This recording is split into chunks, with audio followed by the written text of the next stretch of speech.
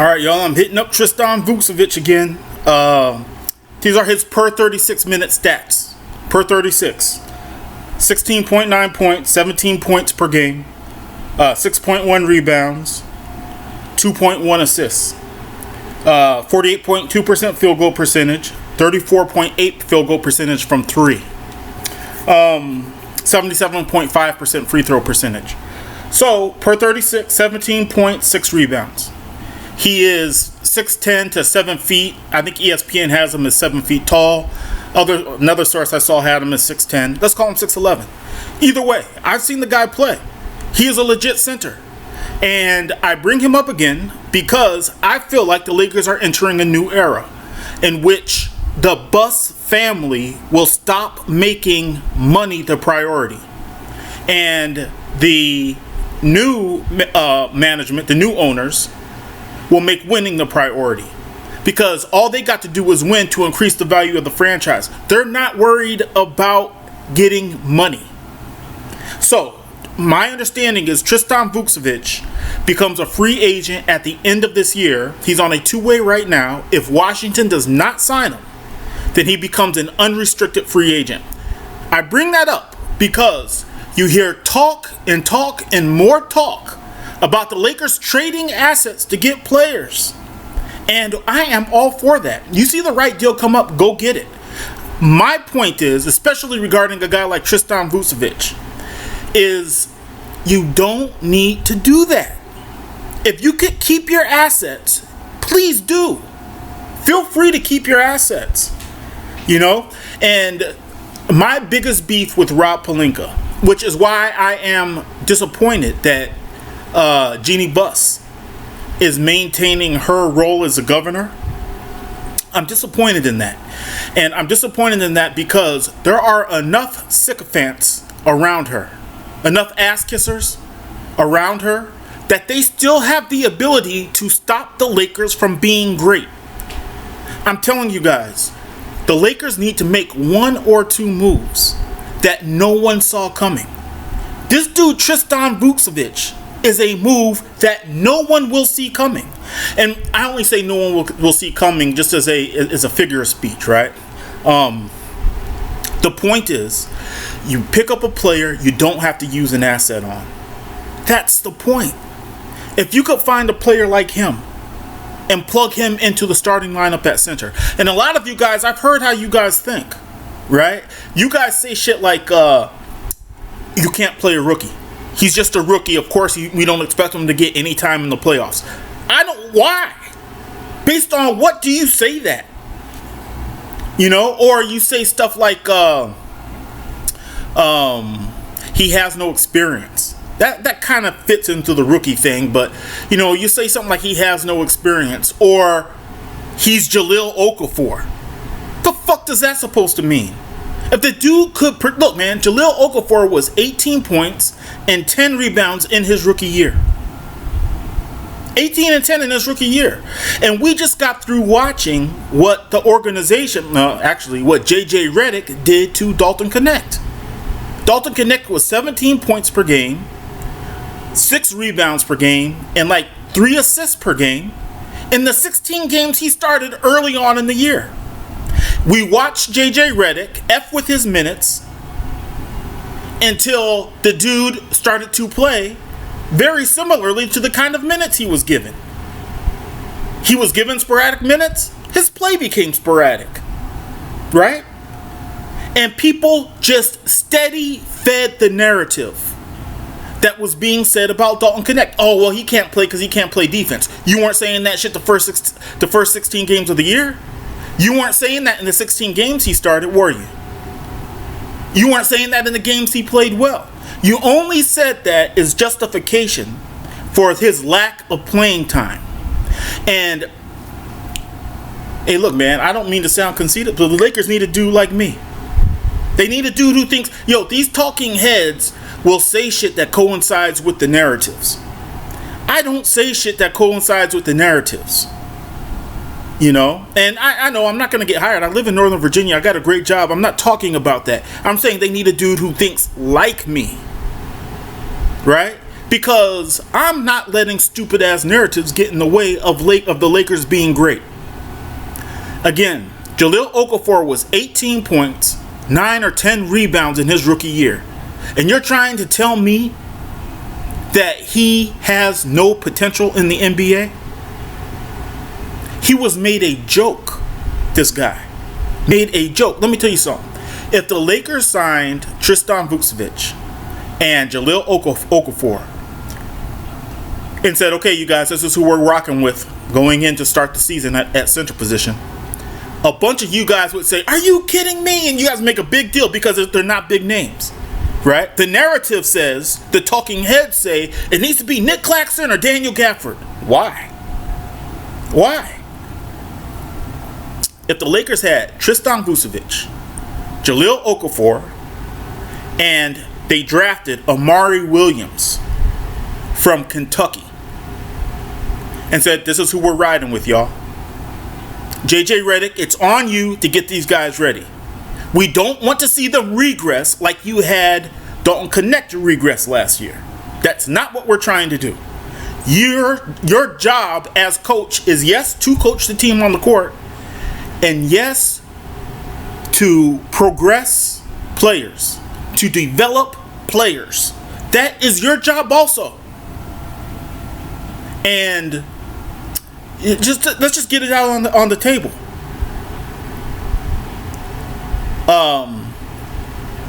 The Knicks coach Thibodeau got fired for the same shit JJ Redick did. What's more important though is the Knicks coach figured it out.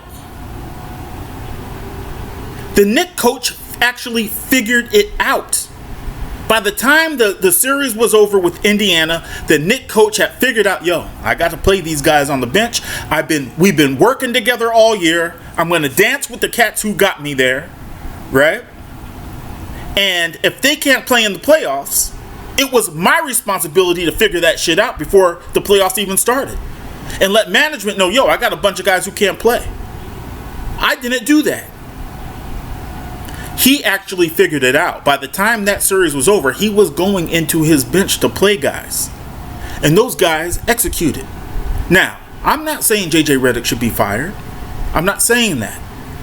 I'm saying that it needs to be stated explicitly what his job is. So, if Rob Pelinka, who I suspect is still going to be the GM, even though he is one of the most self-preservating individuals I've seen in a while. But if Rob Pelinka is still the GM, he needs to give JJ Redick some players and an understanding to accompany those players. Meaning, yo, this is who you got. This is who we know, or we strongly believe is worth it. These guys we picked up on the margins, and these guys are going to kick ass for you next year. If you do your job and execute player development. Look, you guys, we got a pretty good idea of what our starting five is going to be next year. Pending trades, right?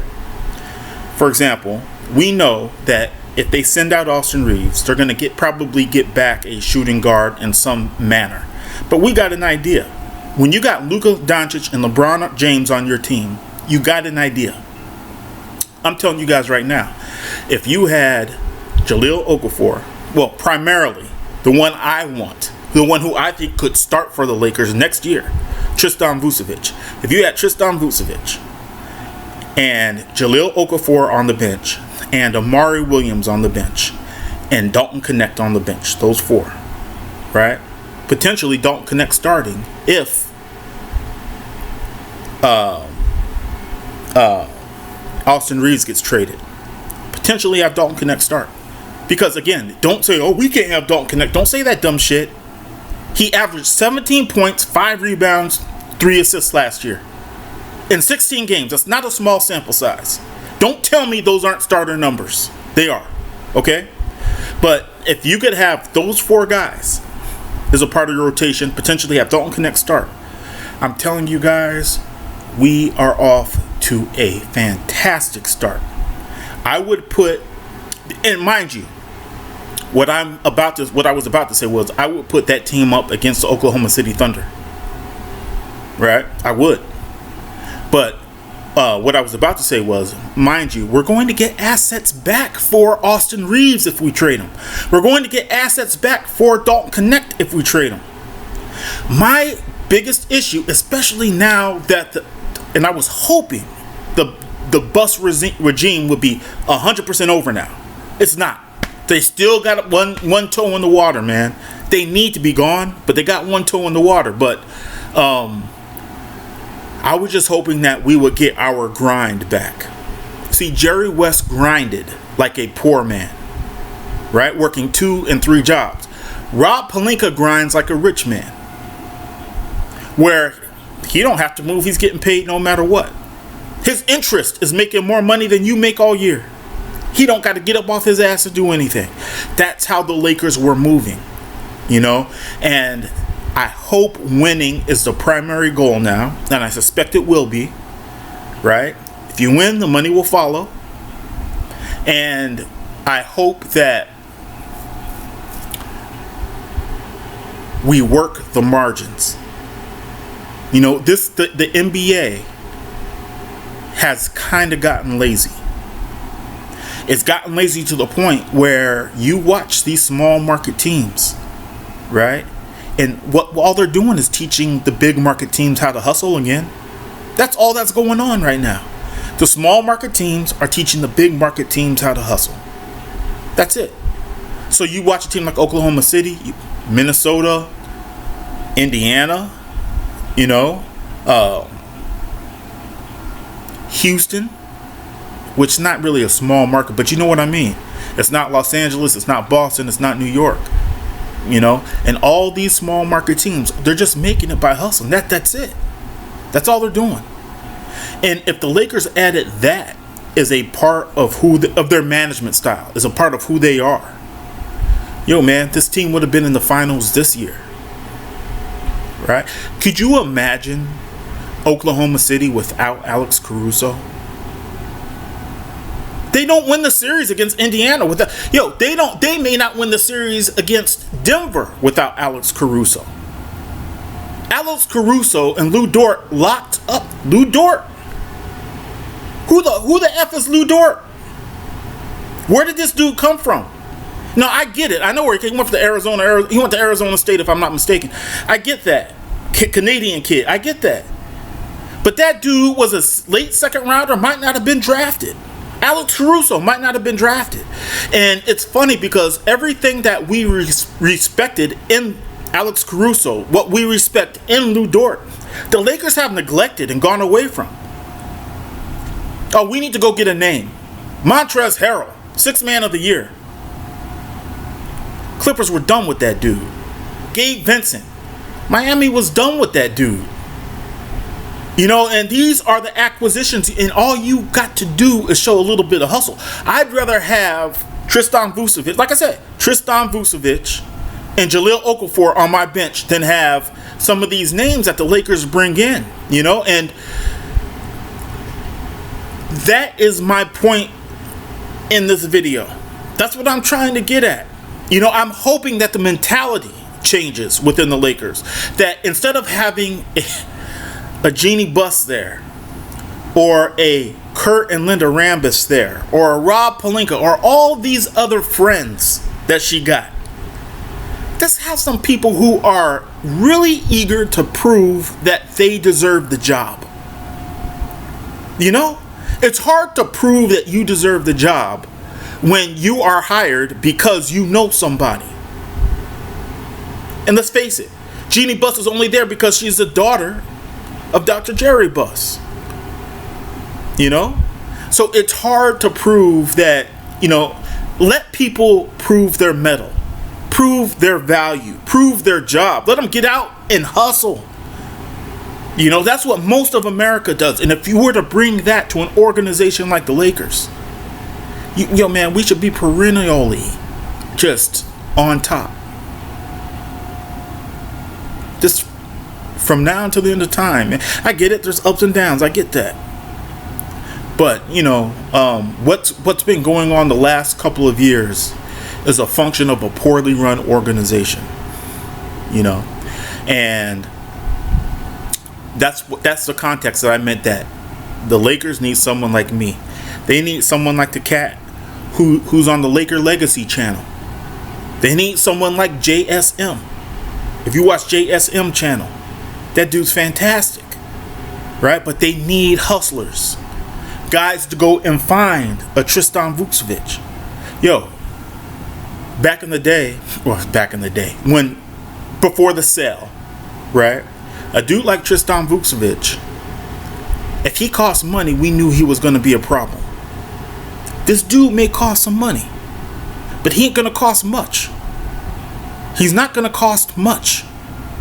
So, just if you could compliment Luka and LeBron, right, and what we have already with these acquisitions, right? Jahlil Okafor is going to be available. Tristan Vukcevic is going to be available. And if you really want Amari Williams, you could get him. He's going to be available. Right? Half targets. Not just, we could pick up a couple of 3-and-D wings and blah, blah. Who? Some 3-and-D wings suck. Some 3-and-Ds can't shoot the three. Right? Have some names. Go after those names and see what the roster looks like. I mean, really, have targets. And before you even begin the transactional phase, right? Look at what your team looks at if you acquire these targets that are more than acquirable. Right? These guys I'm bringing up to you, nobody could tell me that anybody wants these dudes. The important thing is that you work with them. If you could develop these guys, right? Not regress them like you did with Dalton Connect. If you could develop guys like Tristan Vukcevic, like Jahlil Okafor, like Amari Williams, like Dalton Connect, man, you just tapped into a source of talent that is almost feels like cheating. It almost feels like cheating. When you look at Oklahoma City Thunder and you look at all those dudes they got on their team, right? Or you look at Houston, they were talking about this dude Wiggins yesterday on Oklahoma City, and you're like, he was like the last pick of the draft. It's like, what the fuck? This team that got 1 million draft picks is playing a dude who is killing it in the finals, and he was amongst the last picks in the draft. When you find something like that, when the Lakers found Derek Fisher and they found Nick Van Exel, right? They found Vlade Divac. Granted, end of the first round, but still, no, he was on no one's radar. They find Ivica Zubats. These are all all-star, fringe all-star caliber players, man. Derek Fisher is a 15, 20-year point guard, starting point guard in the NBA. Just solid. You know what I'm saying? When you could find that and then augment all your transactions with that, man, it's invaluable. It's invaluable. And the Lakers have been fucking off that aspect of ownership, of general managership, of, talent acquisition. We've been effing off that aspect for years now. Not just effing it off. Finding it and giving it away, letting it walk for nothing. For years we've been doing that. I just hope that what we put in place now that we're under new management eradicates what Jeannie Buss has had in place for many years now, which is a country club, friends, just bullshit style of managing. And I repeat, the organization knew it was going to be okay the day it got LeBron, and which is why LeBron doesn't have more championships, because he got drafted by by Cleveland, and Dan Gilbert said, hey, I got my cash cow. Whether we win a title or whether we don't win the title, I'm good. That dude put nothing around LeBron, man. You know, a lot of you guys are hating on LeBron lately. I see that. It don't matter. Don't take away from the fact that that dude put nothing around that guy. And he left. And he came back when the team dropped to nothing. But that's the way the Lakers have been moving. Except now LeBron is 40 years old. Thank God we got Luka. Because now Luka is forcing their hand. It's just that I hope that it's not, oh, well, we could trade for this and we can make a big splash here and we could pick up 2 3-and-Ds and blah, blah. Which 3-and-Ds? A big splash for who? All that shit is just talk, man. It's that talk to appease simple-minded people. Don't fall for it. You know, get guys on their grind in the right positions in management. That way, they could go out and find you. All you need is 1 or 2 players, man. You know, a Tony Parker and a Manu Ginobili. You find that, and it's worth 1-2 more championships to the San Antonio Spurs. You know, that's the type of thing you need. That's why I keep pushing Tristan Vukcevic, man. Again, 36 minutes per game stats. 17 points, 6-7 rebounds, 2 assists. 48% overall shooting. Right? Like 60% true shooting. That's the dude we need. That's priority number 1 to me. You know, before the Lakers do anything else, as soon as the season is over, I'm getting this dude on the phone. Right? I'm giving him a good offer. A very good offer.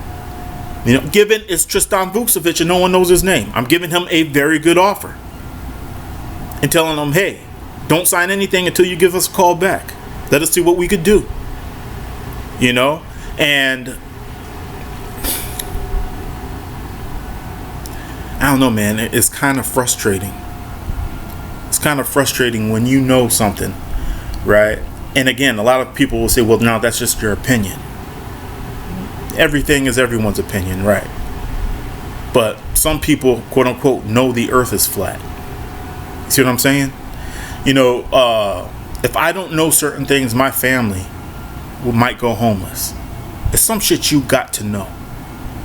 You know what I mean? I mean, how do you get ahead?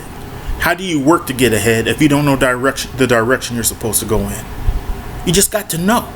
It's just some shit you just got to know. You know?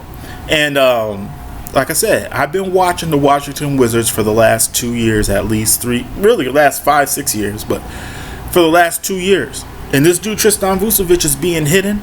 And given where Washington is right now, you could go get this guy. This guy is attainable. All you got to do is go get him. Scout him and go get him. And really, seriously, why the fuck wouldn't the Lakers have a scouting department that doesn't know about this guy? You know? Now, if they have an opinion that's different, that differs from mine, and they think, oh, well, this guy really, nah, man, you're kind of off on this one. Okay, I'm not tripping about that. But you better go find somebody else who's in a similar situation. Right? Go find somebody else who has potential out the ass, right? Or that you believe. I may not believe it. That you believe has potential out the ass. And go sign that guy. But we should have at least 2 or 3 guys on our bench similar to a Tristan Vukcevic or a G.G. Jackson or a I don't know. You know what we had in Alex Caruso back in the day? Jay Huff. We had Jay Huff. He'd be a fantastic 2nd or 3rd center off the bench. We had him. Why did we let all these guys go? Because we don't want to pay them. It's got to be because we don't want to pay them. You know? Anyway, this is Pure Uncut Lakers. Yo, man, this video, man, I'm starting to feel like I made it. Just because I got to get this dude's name out there. Tristan Vukcevic. You know, if you guys could push his name out to the talking heads, please do. Because I'm hearing the same names, right? Nick Claxton, Daniel Gafford. I'm hearing the same names, and then I'm hearing the same trade packages. You know, I am not hearing a DeAndre Ayton, who would be fantastic. Because the talking heads have settled on Nick Claxton and Daniel Gafford. Right? Now you start hearing Walker Kessler. His name starts popping up. Well, what do you got to give up for Walker Kessler? You see what I'm saying? If you could get something that's relatively or effectively as good or better than Walker Kessler, then why wouldn't you? You know, save your assets. Go bolster another aspect of your team. Instead, it's almost like if it's not a name we know, then it's not. And you know, I'll tell you what it feels like. It feels like the offseason is bigger than the regular season, right? That the drama that surrounds trades and free agency is actually bigger than the on-court action. And the problem is, it's like with the finals. Only the purists are watching the finals. If finals ratings are down, it's because the layman ain't watching it. Well, fuck the layman. And if you're a Laker fan, well, fuck you too. You know what I mean? I don't say that maliciously. I say that because you are a hindrance to the success of the team. If the success of the team is, you know, seeing which way the wind blows. You know what I mean? And it's starting to feel like the talking heads. Mind you, what drives them is clicks. I'm not saying they don't love the Lakers. I'm saying that what drives them is the clicks. And Tristan Vukcevic is not generating clicks. Because who the hell is Tristan Vukcevic? Right? What generates clicks is, oh, could the Lakers get Walker Kessler again? Oh, Chris Paul. Who gives a about Chris Paul, man? Nobody cares about no Chris Paul. Yo, Chris Paul is not helping us do shit next year. That was a 3-day story. Walker Kessler will be another 3-day story. You know, could we get Giannis? Could the Lakers put together? I'm not putting out no stupid ass video like that. What's the point? Yeah, I'll answer your question for you. No. Okay, I know that. You know that. So why are you wasting your time with that dumb shit? Yeah, the answer is no. The Lakers can't get Tristan Vukcevic. Can't get Giannis Antetokounmpo. They can't get him. So then what are you carrying on about? Right? Brook Lopez. We're probably priced out of that market too. You know, I don't know what that means for these cats who the new ownership, how deep their pockets are. You know, but I mean, why? Why would you even go after Brook Lopez, man? I just don't get it. You know, look, man, the names that people are proposing, they're so hung up on, they're actually asking us to trade assets for. Nick Claxton, 10.7 rebounds last year. What are you talking about? Daniel Gafford, 12.8 rebounds last year. Clint Capella, I actually get Clint Capella. He was 9.8 rebounds last year or some shit. You could get him a lot cheaper than those other two. Don't go get him. Them other two, man, so what? You know, I mean, are the other two so good that you want to roll the dice with this dude who per 36 is 17, 6, and 2 or 3 assists? Would you not rather roll your dice with this dude who will come a lot cheaper and allows you to keep way more assets? You see what I'm saying, man? I just don't get it. You know, so this video was made in conjunction with, it's Tristan Vukcevic in conjunction with new management. And what are they willing to do? Are they willing to reach and pay? Or are they just looking for names? Because I'm going to tell you guys this right now. If new management is still just looking for names, then the Lakers will be bad next year. Will be bad? Well, not bad, but will be probably 3 through 8 seed, 3 through 9 seed, somewhere in there. When I say not bad, what I really mean is that I don't think we'll be title contenders. I think our title contentions pinned on finding players on the margins, finding obscure players, finding players that the rest of the league slept on. When the Lakers got Trevor Ariza pushed the Lakers to the next level. Pushed the Lakers from being a title contender to being a title favorite. That's what Trevor Ariza did. That's what his value was. And the Lakers need to find one of those. Hopefully 2. They need to find one or two of those players. I think Tristan Vukcevic is one. I think Jahlil Okafor is not one, but he is value. Super uber value. You're going to have to work with him. You're going to have to be patient with him.